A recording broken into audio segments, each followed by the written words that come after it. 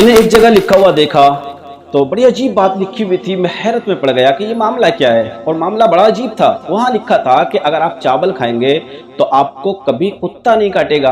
और दूसरी बात लिखी हुई थी कि आप चावल खाएंगे तो आपके घर में कभी चोरी नहीं होगी। और तीसरी बात लिखी हुई थी कि आप चावल खाएंगे तो आपका कभी एक्सीडेंट नहीं होगा।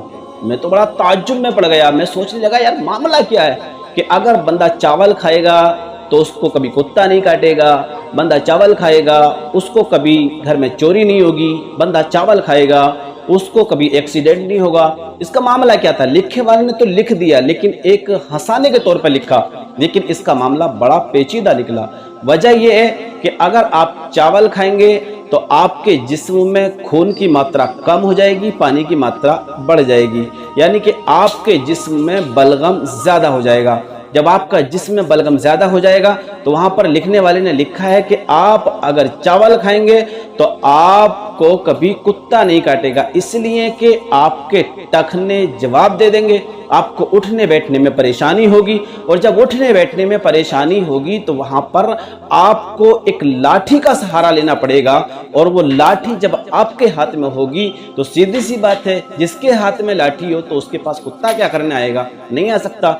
अब दूसरी बात लिखी थी कि जो चावल खाएगा वो उसके घर में कभी चोरी नहीं होगी। इसका भी मैं आपको बताता चलूँ कि जब चावल खाएगा जिस्म में पानी की मात्रा बढ़ जाएगी, बलगम की मात्रा बढ़ जाएगी।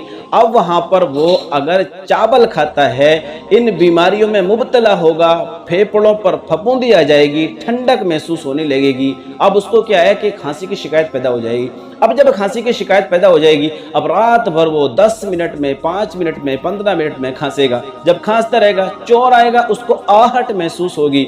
जब आहट महसूस होगी तो अब चोर देखेगा यार सोने वाला तो जाग रहा है, उसको खांसी आ रही है, खांस रहा है, अब वो चोरी नहीं करेगा, वापस चला जाएगा। तो बात तो समझ में आई कि हाँ मामला तो ठीक है। अब तीसरी बात लिखी हुई थी कि उसका कभी एक्सीडेंट नहीं होगा। अब ये भी बड़ा अहम मामला था, बड़ा पेचीदा मामला था कि भाई एक्सीडेंट क्यों नहीं होगा? इसलिए कि चावल खाने से जिस्म में सफरा की मादा बढ़ जाएगी, मिकदार बढ़ जाएगी, जिसकी वजह से बंदा खाट पर बिस्तर से लग जाएगा।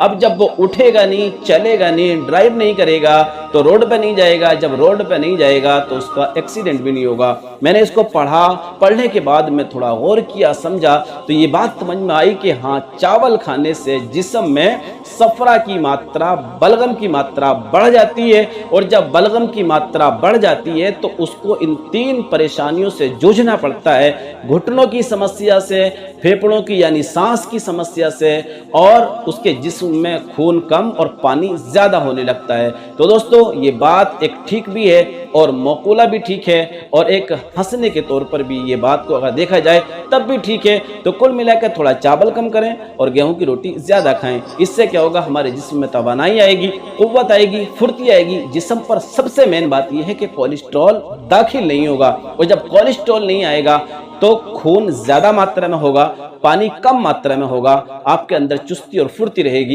इंशाअल्लाह अज़्ज़ा वजल।